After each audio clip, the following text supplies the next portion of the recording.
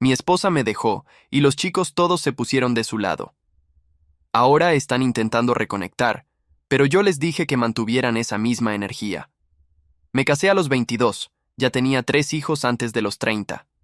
Cuando el mayor cumplió 10, mi esposa tuvo una aventura con su instructor de tenis y se fue. Nos sentamos y acordamos no decirles a los chicos por qué nos habíamos separado, pensando que los estábamos protegiendo de problemas de adultos. Esa decisión me persiguió durante los siguientes 15 años. Los chicos me culpaban de todo. A sus ojos, papá era el que había arruinado la familia. Su mamá se quedó en la casa grande, mantuvo sus rutinas, interpretó a la víctima a la perfección. Yo me mudé a un apartamento pequeño y me convertí en ese papá de fines de semana que nadie quería visitar. Las cenas familiares se volvieron interrogatorios, los cumpleaños se sentían como funerales. Para cuando el menor cumplió 17, ya habían dejado de hablarme por completo. Completamente. Salvo por algunos mensajes de vez en cuando diciéndome lo terrible padre que era. Mi hija del medio me dijo que ojalá yo nunca hubiera nacido. Es así que me marcó. Quería decirles la verdad con todas mis fuerzas. Quería mostrarles los mensajes, los recibos de hotel, todo. Pero mi ex era inteligente. Amenazó con arrastrarme a los tribunales, decir que yo era inestable y hacerle la vida imposible a mi madre anciana. Tenía los abogados, el dinero y las conexiones para hacerlo. Yo apenas lograba mantenerme a flote económicamente. El aislamiento me estaba matando poco a poco. Veía fotos en redes sociales de reuniones familiares a las que nunca me invitaban. Eso era lo que me había quedado al final de 23 años de vida. Un apartamento pequeño, una pantalla encendida y las fotos de mis propios hijos celebrando sin mí. Me llamo Rodrigo Salcedo. Me casé a los 22 años con la mujer que creí que era la persona correcta. Tuve 3 hijos antes de los 30.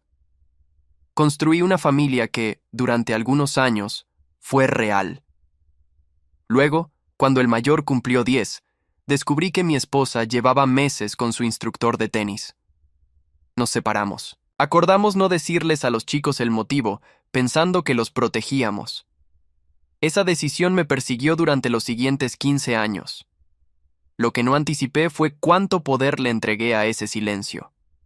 Elena, mi hija del medio, tenía 18 años cuando me dijo que ojalá yo nunca hubiera nacido. Lo dijo por mensaje de texto a las 11 de la noche, después de que yo intenté llamarla 3 veces sin que contestara. Lo leí sentado en la cocina del apartamento, con el teléfono sobre la mesa y el café ya frío. No respondí. Me quedé ahí un rato largo, mirando la pantalla hasta que se apagó sola. Esa noche entendí que había perdido a mis hijos de una manera que ningún tribunal podía medir. Durante los años que siguieron, encontré maneras de seguir existiendo sin desaparecer del todo. Trabajé, me mudé 2 veces. Aprendí a cocinar por necesidad, no por gusto. Llamaba a mis hijos en fechas señaladas y casi nunca me contestaban. Cuando contestaban, la conversación duraba lo suficiente para que yo supiera que seguían vivos y ellos supieran que yo seguía intentándolo. Nada más. Lo que más me costaba no era el silencio de ellos. Era saber que del otro lado había una historia que lo explicaba todo. Mi ausencia, mi fracaso como padre, las razones por las que mamá estaba mejor sin mí, y que esa historia era falsa, y que yo no podía corregirla sin destruir a personas que quería proteger. Mi madre lo sabía. Ella fue la única persona que supo todo desde el principio. La abuela Elena, así la llamaban mis hijos en los pocos años en que tuvieron contacto con ella, era una mujer que hablaba poco y observaba mucho. Nunca me dijo qué hacer. Nunca me presionó para que hablara, para que peleara, para que exigiera algo. Solo me llamaba cada domingo por la mañana, y en esa llamada siempre había un momento en que los dos nos quedábamos en silencio, y ese silencio era la única conversación honesta que yo tenía en la semana. Cuando la salud empezó a fallarle, me pidió que no me preocupara por el funeral. Me dijo que ya había dejado todo arreglado, que había cosas que quería hacer antes de irse y que no necesitaba mi ayuda para hacerlas. No le pregunté qué cosas. Confié en ella como había confiado siempre. Murió un miércoles de octubre. Yo estaba en el trabajo cuando recibí la llamada del médico. Salí sin decirle nada a nadie. Subí al coche y manejé hasta el hospital en piloto automático. En el camino no lloré. Lloraba por dentro de una manera que no produce lágrimas, solo peso. El velatorio fue 3 días después, en una sala pequeña en el sur de la ciudad. Vinieron vecinos, gente de la parroquia, algunos conocidos de décadas. Yo estaba al fondo, junto al ataúd, recibiendo a las personas y aceptando palabras que en esos momentos no llegan a ningún lugar profundo, aunque quien las dice lo haga con toda la intención. Entonces la vi entrar, Elena, mi hija del medio, la que me había dicho aquella frase que no olvidé nunca. Estaba en la entrada, saludando a personas que no conocía, con esa postura que reconocería en cualquier parte, porque es idéntica a la mía cuando entro a un lugar donde no sé muy bien cómo ubicarme. Tarda en acercarse, observa primero, busca el mapa de la situación antes de moverse. Siempre fue así desde chica. No me moví hacia ella. Esperé. Cuando por fin se acercó, cuando estuvo a 1 metro de mí, y yo pude verle la cara de cerca por primera vez en años, solo dije su nombre. Elena. Lo siento, papá, respondió. Y nos quedamos así, de pie, junto al ataúd de mi madre, sin saber qué otra cosa decir. Había demasiadas palabras acumuladas entre los dos para elegir alguna en ese momento, así que no elegimos ninguna. Solo estuvimos ahí, en silencio, y eso fue suficiente por ahora. Fue entonces cuando doña Carmen, una mujer de la parroquia que mi madre conocía desde hacía más de 20 años, se acercó a nosotros con un sobre en la mano. Era de papel manila, cerrado con cinta adhesiva. Vi el nombre de Elena escrito en el frente con la letra de mi madre.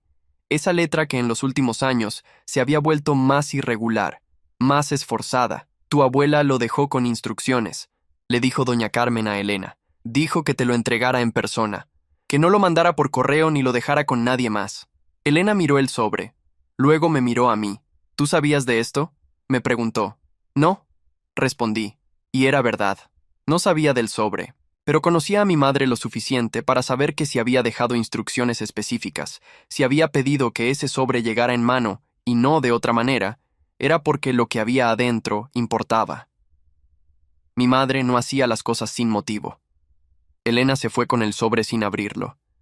Yo la vi salir de la sala y me quedé donde estaba. Doña Carmen me puso una mano en el brazo antes de alejarse, ese gesto breve que la gente hace cuando no tiene palabras, pero quiere que sepas que están ahí. El resto del velatorio lo pasé respondiendo preguntas sobre los arreglos, firmando papeles, tomando decisiones sobre cosas que de repente alguien tenía que decidir. En algún momento de la noche, cuando la sala ya estaba casi vacía y solo quedaban doña Carmen y 2 vecinas recogiendo las flores, me senté en una de las sillas del fondo y me permití pensar en lo que mi madre pudo haber escrito. Conocía su manera de hacer las cosas. Si eligió escribir una carta en lugar de hablar directamente, era porque sabía que las palabras escritas no se interrumpen, no se desvían, no se defienden a la mitad. Se leen completas o no se leen, pero no se pueden detener. Y si esa carta iba dirigida a Elena, y solo a Elena, era porque mi madre entendía algo que yo no había querido ver, que de los 3, Elena era la única que todavía tenía preguntas. Diego y Sebastián habían cerrado el caso hace años, habían construido sus vidas sobre la versión que les dieron y no iban a revisar los cimientos. Pero Elena trabajaba en derecho. Elena había pasado años aprendiendo que las versiones de los hechos tienen fuentes y que las fuentes se verifican. Mi madre le estaba entregando algo que yo nunca había podido darle. Salí de la funeraria pasada la medianoche. El estacionamiento estaba casi desierto. Me quedé un momento junto al coche, con las llaves en la mano y el frío de octubre entrando por el cuello del abrigo, mirando la calle sin ningún destino particular en la cabeza. No sabía lo que decía esa carta. No sabía lo que Elena iba a hacer cuando la leyera. Lo único que sabía era que mi madre, hasta el final, había encontrado la manera de hacer lo que yo no había podido hacer en 15 años. Decirle la verdad a mi hija. Me subí al coche. Manejé hasta el apartamento.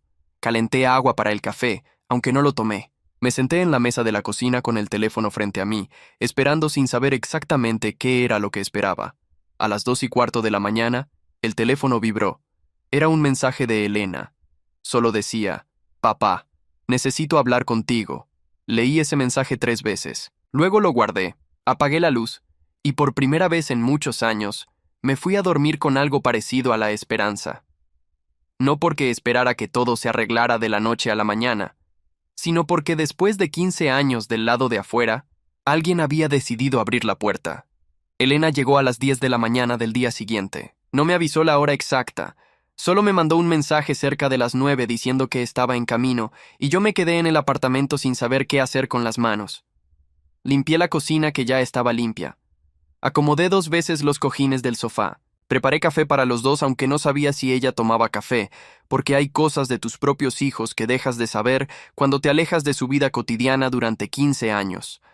Cuando tocó el timbre, fui a abrir sin apresurarme. Respiré antes de girar la perilla. Elena entró con el sobre de mi madre bajo el brazo. Traía el cabello recogido, ropa de trabajo, como si hubiera venido directo de la oficina, o como si necesitara la formalidad para atravesar esta puerta. La entendí. Yo también me había puesto una camisa. ¿Café? Le ofrecí. Sí, dijo. Se sentó en la mesa de la cocina mientras yo servía. No habló de inmediato. Puso el sobre frente a ella y lo miró un momento. Luego lo empujó hacia un lado, como si necesitara distancia de él para empezar. Le puse la taza enfrente. Me senté al otro lado. La leí anoche, dijo, señalando el sobre con un gesto de cabeza. Varias veces. ¿Qué decía? Pregunté. No era una pregunta sin peso. Había 15 años de cosas no dichas detrás de ella, pero la hice con calma, porque si algo había aprendido en todos esos años, solo era a no empujar. Empujar siempre había cerrado puertas. Elena me miró directamente. Tenía los ojos de su madre, pero la expresión era mía, esa manera de evaluar antes de hablar. Decía que mamá te amenazó, respondió, que te amenazó a ti y a la abuela Rosario para que no hablaras, que la aventura fue de ella, que empezó antes de que nos enteráramos. No dije nada, no porque no tuviera qué decir, sino porque era la primera vez en 15 años que alguien de mi familia me decía eso en voz alta, y necesité un segundo para procesar que estaba ocurriendo de verdad. ¿Es verdad?, preguntó Elena. Sí, respondí. Ella asintió despacio. Tomó la taza con las 2 manos, pero no tomó café todavía. ¿Por qué nunca nos lo dijiste? Porque tu madre dijo que si lo hacía, presentaría una denuncia diciendo que yo era inestable. Tenía los abogados para hacerlo, y tenía las conexiones. En ese momento yo apenas lograba pagar el apartamento. Un proceso así me habría destruido. Hice una pausa. Y también estaba la abuela Rosario. Ella estaba pasando por algo difícil en esa época. No quise arrastrarla a nada. Elena no respondió de inmediato. Miró la mesa. Luego preguntó algo que no esperaba. ¿Tienes fotos nuestras? ¿De cuando éramos chicos? Me levanté sin decir nada, fui al cuarto y saqué la caja de cartón que guardaba debajo de la cama desde la segunda mudanza. Era una caja de zapatos, reforzada con cinta en las esquinas. La puse sobre la mesa frente a ella. Elena la abrió. Adentro había fotografías en papel, algunas sueltas, otras en sobres de revelado de farmacia con la fecha impresa. Había también dibujos doblados, trazos de colores que solo pueden ser de un niño menor de 8 años, y un par de cartas cortas de cuando Diego estuvo en un campamento de verano y me escribió por correo. Elena tomó una foto. Era de los 3 chicos en una piscina inflable en el jardín de la casa grande. El verano antes de que todo se rompiera. Diego salpicaba a Sebastián. Elena miraba a la cámara con una expresión seria. «Esta me la sé», dijo en voz baja. «La tomé yo», respondí. Siguió revisando despacio. Yo no hablé. Dejé que mirara. Cuando llegó a un sobre más grueso que los demás, se detuvo. «¿Qué hay aquí? Ábrelo». Adentro había fotos tomadas desde la acera. La casa grande, las ventanas encendidas, la entrada. Las había tomado mi madre sin que yo lo supiera, durante los años en que yo me quedaba afuera sin poder entrar. Había una de Navidad, una del cumpleaños de Diego, y una que reconocí de inmediato. La noche del cumpleaños número 16 de Elena. Yo llevaba abrigo oscuro, las manos en los bolsillos. Las ventanas del primer piso estaban encendidas. Elena se quedó mirando esa foto sin decir nada durante un tiempo. «Estabas ahí», dijo finalmente. «Estaba ahí. ¿Por qué no tocaste el timbre? Porque tu madre había dejado muy claro que si aparecía sin aviso, podía usar eso en mi contra. Cada vez que lo intentaba por las vías correctas, encontraba una razón para impedirlo. Tomé café. Pero tampoco podía quedarme en el apartamento sabiendo que era tu cumpleaños. Fui hasta allá y me quedé un rato en la acera. Cuando vi que apagaron las luces, me fui. Elena dejó la foto sobre la mesa. «Yo te dije que ojalá nunca hubieras nacido», dijo. No como acusación, como un hecho que necesitaba nombrar en voz alta. Sí, tenía 18 años y creía que era verdad. Lo sé. ¿Cómo no me odias? Porque eras mi hija que creía lo que le habían dicho. No tenía por qué odiarte a ti. Elena volvió a mirar la caja. Luego la cerró despacio. «Voy a necesitar tiempo», dijo. «Tómatelo. Y voy a necesitar que me cuentes todo. No hoy, pero pronto, cuando quieras». Se levantó, tomó el sobre de mi madre y lo metió en su bolso. En la puerta se detuvo. ¿Tienes el número de la abuela Rosario? Sí, voy a necesitarlo. No le pregunté para qué. Se lo mandé por mensaje antes de que llegara al ascensor. Cuando escuché que la puerta del edificio se cerró, me quedé sentado con las 2 tazas y la caja de cartón sobre la mesa. No sentí alivio. Sentí algo más parecido al principio de algo que todavía no tenía nombre, pero que después de 15 años, al menos ya tenía dirección. 3 días después de que Elena se fue con el sobre y el número de Rosario, no supe nada de ella. No la llamé. Había prometido darle tiempo y eso era lo que iba a cumplir. Seguí con la rutina del apartamento. El trabajo. Las noches frente a la televisión con el volumen bajo. Las llamadas del domingo que ya no tenía que hacerle a mi madre y que ahora eran un hueco en el horario que no sabía cómo llenar. Al cuarto día me llegó un mensaje de Elena. Decía, hablé con Rosario. ¿Podemos vernos esta semana? Le respondí que sí. Le dije que eligiera ella el día y el lugar. Eligió una cafetería cerca de su oficina, un jueves al mediodía. Llegué 10 minutos antes. Pedí agua. La esperé. Cuando entró, traía una carpeta delgada bajo el brazo. Algo en su cara era distinto a la vez anterior. La primera vez que vino al apartamento traía una pregunta. Esta vez traía algo que ya sabía. Se sentó. Puso la carpeta sobre la mesa sin abrirla. Rosario me contó todo, dijo. ¿Todo? Pregunté. Lo de las amenazas. Lo que Marta le dijo si hablaba.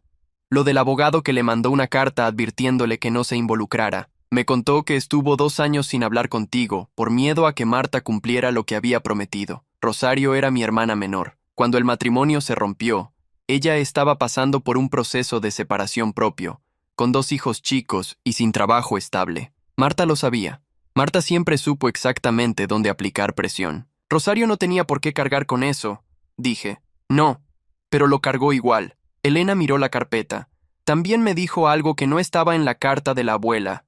Esperé. Me dijo que el instructor de tenis no fue el primero, que hubo alguien antes, 2 años antes, un colega de trabajo, que Rosario lo descubrió porque encontró mensajes en el teléfono de mamá cuando le prestó el suyo para hacer una llamada. No era información nueva para mí. Lo había sabido desde el principio. Pero escucharlo de boca de Elena me produjo una sensación rara. No satisfacción, algo más parecido al cansancio de una verdad que llevaba demasiado tiempo guardada donde nadie podía verla. ¿Tú lo sabías?, preguntó Elena. Sí. ¿Y tampoco dijiste nada? No, porque hablar no iba a cambiar la separación. Solo iba a destruir la imagen que los chicos tenían de su madre, y en ese momento yo todavía pensaba que eso les haría más daño que bien. Elena asintió. No dijo que entendía, pero tampoco discutió. Abrió la carpeta. Adentro había 3 hojas impresas con fechas, nombres, una línea de tiempo que ella había construido con lo de Rosario, la carta de mi madre y datos que debió buscar por su cuenta. Hay inconsistencias en el acuerdo de separación, dijo, señalando la tercera hoja. Algunas cláusulas te dejaron con muy poco margen. El abogado que te representó era inexperto. Marta usó un estudio con mucha más experiencia. Lo sé. En ese momento no tenía dinero para algo mejor. Lo que quiero saber es si firmaste cosas sin entenderlas del todo. Era una pregunta directa, sin juicio en el tono. Probablemente sí, dije. Estaba solo, estaba presionado, y me decían que era lo mejor que podíamos conseguir. Elena escribió algo en el margen de la hoja. No te estoy prometiendo nada, aclaró, pero hay cosas que se pueden revisar. No para reabrir el divorcio, eso ya es historia, sino para tener un registro claro de lo que pasó. ¿Para qué sirve ese registro? Para que exista, para que la versión documentada en algún lugar no sea solo la de ella. Lo que describía no era venganza, era orden, era alguien que sabía que los hechos mal registrados se convierten en versiones que nadie cuestiona y que estaba corrigiendo eso con las herramientas que tenía. ¿Hablaste con tus hermanos?, pregunté. No todavía. Primero quiero tener todo claro. Diego va a resistirse. Sebastián va a seguirle la corriente. Necesito tener algo concreto antes de esa conversación. No tienes que hacer esto por mí. Me miró de una manera que no esperaba. No lo estoy haciendo solo por ti, dijo. Lo estoy haciendo porque pasé 15 años creyendo una historia que no era verdad, y eso también me afectó a mí. Te traté de una manera que no tenía fundamento. Necesito saber exactamente qué pasó. No para contárselo a nadie, para saberlo yo. No supe qué responder. Así que no respondí nada. Terminamos el café. Elena pagó antes de que yo pudiera hacerlo. En la puerta me dijo que me avisaría cuando tuviera algo más. ¿Tienes los documentos del proceso de separación?, preguntó. En alguna caja en el apartamento. Los voy a necesitar. Te los busco esta semana. Asintió y se fue por la acera sin mirar hacia atrás. Me quedé un momento en la puerta. Era la segunda vez en una semana que mi hija salía de una conversación conmigo hacia algo que yo no controlaba. Y era la primera vez en 15 años que eso no me producía miedo. Busqué los documentos esa misma noche. Estaban en una caja de plástico gris debajo de otras 2 cajas, en el fondo del closet del cuarto que usaba como depósito. Tuve que sacar todo para llegar a ella. Cuando la abrí, el olor a papel viejo me devolvió a un período que no extrañaba.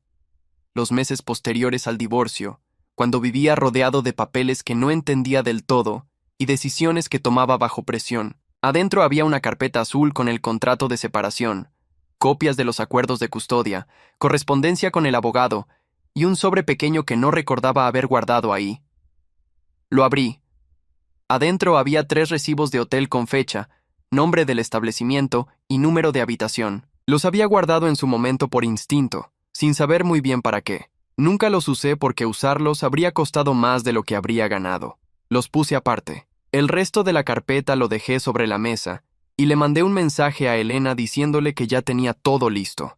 Respondió al día siguiente. Paso esta tarde. Llegó a las 6. Revisó los documentos con una concentración que yo reconocía de cuando ella era chica y hacía las tareas. No había urgencia en sus movimientos, solo atención. Subrayó algunas cosas con lápiz. Dobló una esquina en 2 páginas. Cuando llegó a los recibos de hotel, los sostuvo un momento y me miró. ¿De dónde salieron estos? Los guardé en su momento, nunca supe bien por qué. ¿Alguien más sabe que existen? No. Los separó del resto con cuidado y los puso en su propia carpeta. Hay algo más que necesito, dijo sin levantar la vista. Necesito hablar con alguien que haya estado cerca en esa época. Alguien que haya visto cosas desde adentro. Pensé un momento. Hubo una mujer que trabajó en la casa durante casi 4 años. Se llamaba Graciela. Era discreta. Dejó de trabajar ahí poco después de que yo me fui. No sé si todavía tiene el mismo número. ¿Crees que hablaría? No lo sé. Nunca le pedí nada. Nunca quise meterla en esto. Si consigo el contacto, ¿puedo hablar con ella de tu parte? Sí. Encontró el número a través de Rosario, que todavía tenía contacto con Graciela de cuando la recomendó para otro trabajo años atrás. Me avisó 2 días después que habían acordado verse en un café del barrio donde Graciela vivía. No fui a esa reunión. Elena me contó lo que pasó esa misma tarde, por teléfono, con una voz más quieta que de costumbre. Graciela había dudado al principio. No quería problemas. Tenía familia, tenía trabajo nuevo, y la situación de hace 15 años era algo que había preferido dejar atrás. Pero cuando Elena le explicó que no se trataba de ningún proceso legal ni denuncia formal, que solo quería entender qué había pasado, Graciela habló. Dijo que desde mucho antes de que el matrimonio se rompiera, había un hombre que llamaba a la casa con frecuencia cuando yo no estaba. Que Marta bajaba la voz cuando hablaba con él. Que una vez lo vio entrar cuando yo estaba de viaje y que Marta le pidió que no dijera nada, que era un amigo, que no era importante. Graciela no dijo nada porque no era su lugar. Pero lo recordaba. También recordaba la semana en que todo salió. Recordaba haber escuchado la discusión desde la cocina.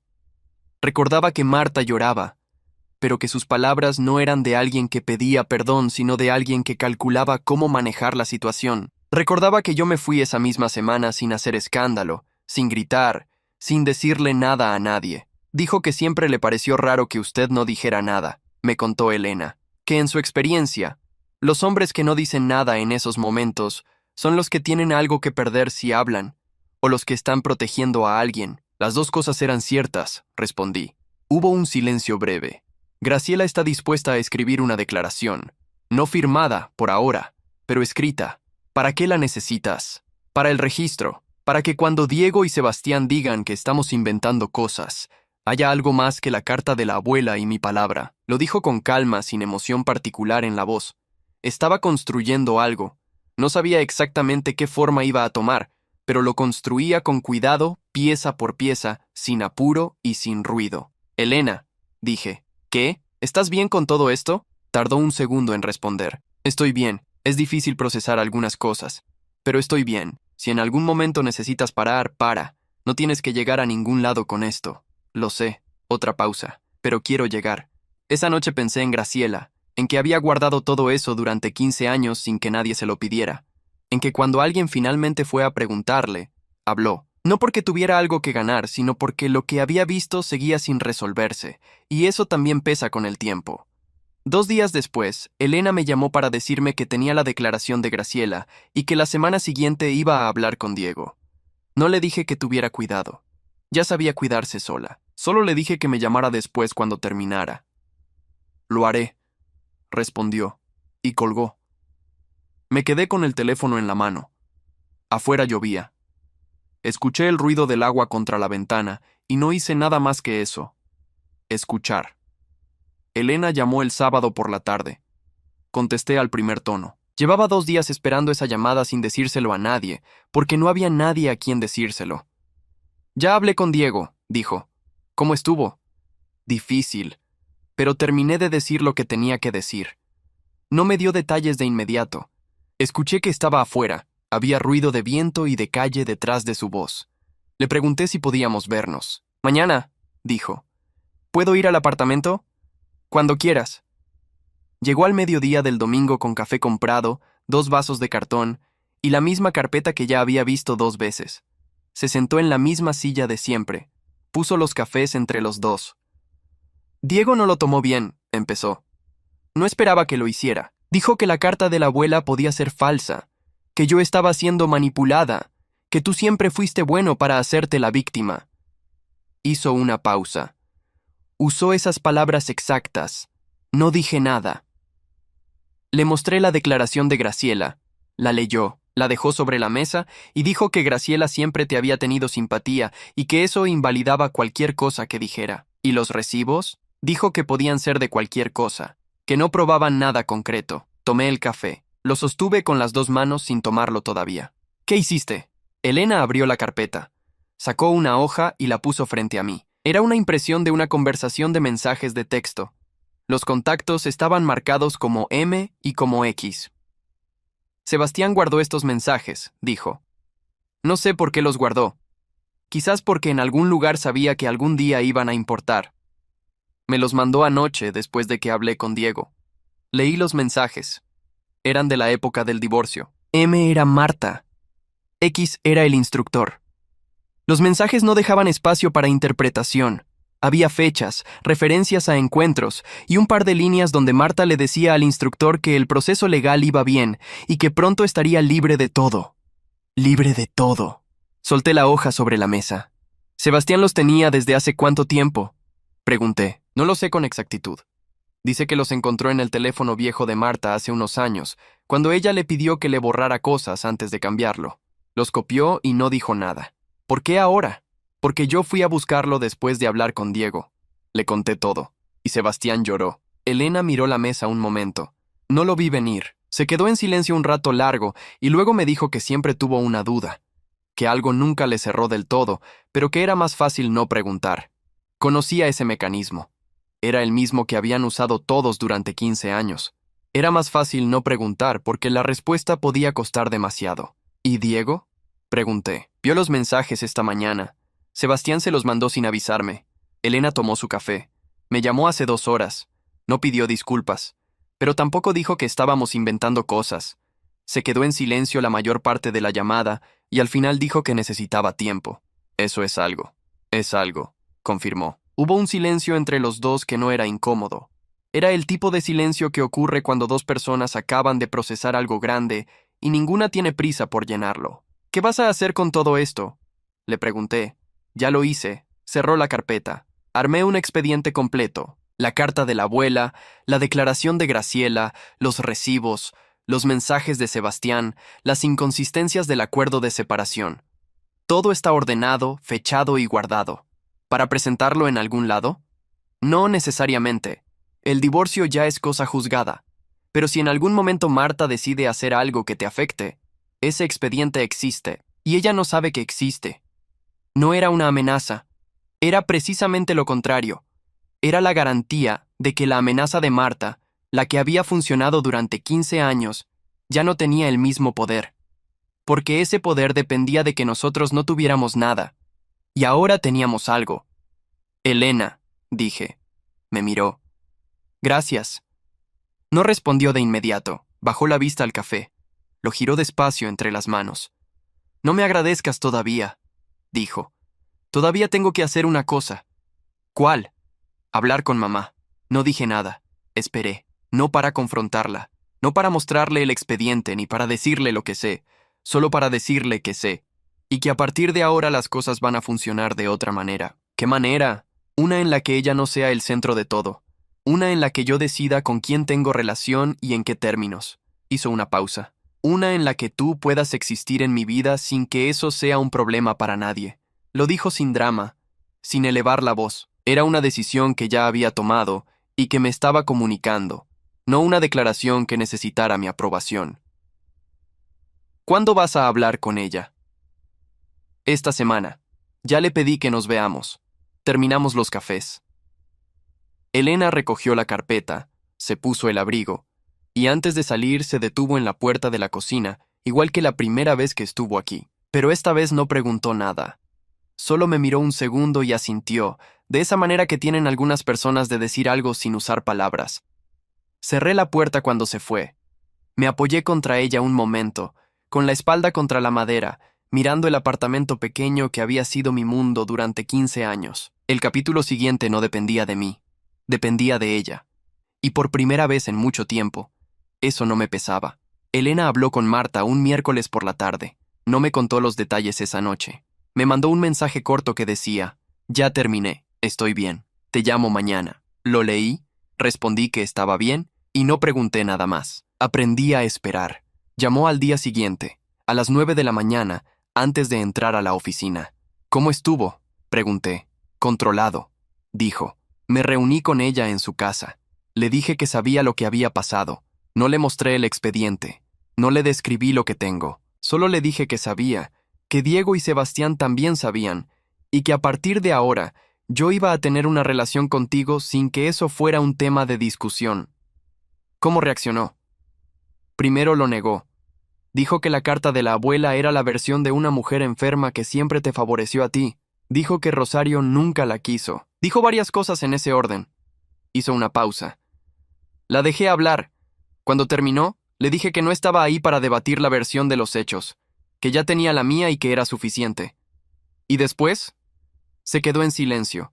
Luego preguntó si yo iba a contárselo a alguien, a sus amigas, a los tíos, a alguien de la familia extendida. Le dije que no, que lo que había pasado era asunto nuestro y que no tenía ningún interés en ventilarlo, pero que si en algún momento ella intentaba interferir en mi relación contigo, o presionar a Diego y a Sebastián para que hicieran lo mismo, las cosas cambiarían. No era una amenaza con detalles, era un límite con consecuencias. La diferencia importa. ¿Te creyó? Creo que sí. Otra pausa. Lloró al final. No sé si era genuino o era un mecanismo. Ya no me importa distinguirlo. Eso me dijo algo sobre cómo había cambiado Elena en estas semanas. Antes habría necesitado saber si el llanto era real. Ahora le daba lo mismo, porque la respuesta no cambiaba lo que había decidido. ¿Cómo estás tú?, le pregunté. Cansada, pero bien. Escuché que se movía, probablemente caminando hacia la entrada de su edificio de oficinas. Papá, quiero preguntarte algo. Dime, ¿cuándo fue la última vez que saliste a comer con alguien? No esperaba esa pregunta, tuve que pensar. No recuerdo bien. Hace tiempo. El sábado voy a pasar por el apartamento a las 2. Busca un lugar donde comer cerca que no sea el mismo de siempre. Yo invito. Colgó antes de que yo pudiera responder. Me quedé con el teléfono en la mano un momento. Luego lo dejé sobre la mesa y fui a buscar el abrigo porque tenía que salir al trabajo, pero antes de salir abrí el mapa del teléfono y busqué restaurantes cerca del apartamento. No sé cuánto tiempo estuve mirando la pantalla. No era una decisión complicada, pero hacía mucho que nadie me pedía que tomara una así. El sábado llegó con el cielo despejado y frío. Elena llegó puntual, con una bufanda que no le había visto antes y sin la carpeta. Era la primera vez que venía sin documentos. Fuimos a un restaurante a 4 cuadras, un lugar pequeño con mesas de madera y una pizarra con el menú del día. Nos sentamos junto a la ventana.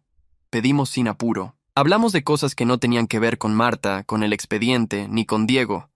Elena me contó algo de un caso en el que estaba trabajando. Nada confidencial, solo el marco general, la parte que le resultaba difícil. Yo le conté que había empezado a caminar por las mañanas porque el médico se lo había recomendado a un compañero, y me pareció razonable intentarlo. Ella dijo que era buena idea. Yo dije que el primer día caminé 20 minutos y volví con los pies fríos. Ella se rió. No recordaba la última vez que mi hija se había reído de algo que yo dije. A la mitad del almuerzo me preguntó si sabía algo de Diego. Nada, dije. No me ha llamado. Me llamó a mí hace 2 días. Todavía está procesando. No está listo para hablar contigo, pero tampoco está en el lugar de antes. Tomó agua. Dale tiempo. Diego siempre tardó más que todos en mover una posición. Lo sé. Era igual de chico. ¿Sí? Cuando tenía 10 años tardó 3 semanas en admitir que había roto un vidrio de la cocina. Todos sabíamos que había sido él. Él sabía que todos sabíamos. Pero necesitaba llegar solo a decirlo. Elena sonrió. Eso no cambió. Terminamos de comer. Pedimos café. Afuera la gente pasaba con ese paso de sábado que es distinto al de los días de semana, más lento, sin destino fijo. Cuando llegó la cuenta, Elena la tomó antes de que yo la viera.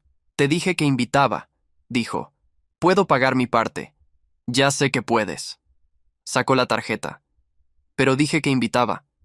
No discutí. La dejé pagar. Cuando salimos a la calle, caminamos media cuadra juntos en la misma dirección antes de que nuestros caminos se separaran. Elena iba hacia el metro. Yo volvía al apartamento. Nos detuvimos en la esquina. El próximo sábado, dijo. ¿El próximo sábado qué? Volvemos a salir. Elijo yo el lugar esta vez. No esperó mi respuesta. Se fue hacia el metro con las manos en los bolsillos del abrigo y sin mirar hacia atrás. Me quedé en la esquina un momento, con el sol de la tarde dándome de frente, mirando hacia ningún lugar en particular. 15 años atrás, me quedé parado en una acera mirando las ventanas encendidas de una casa a la que no podía entrar. Ahora estaba parado en otra acera, con el café todavía tibio en el estómago, con una hija que el sábado siguiente iba a elegir el restaurante. No era todo lo que había perdido de regreso.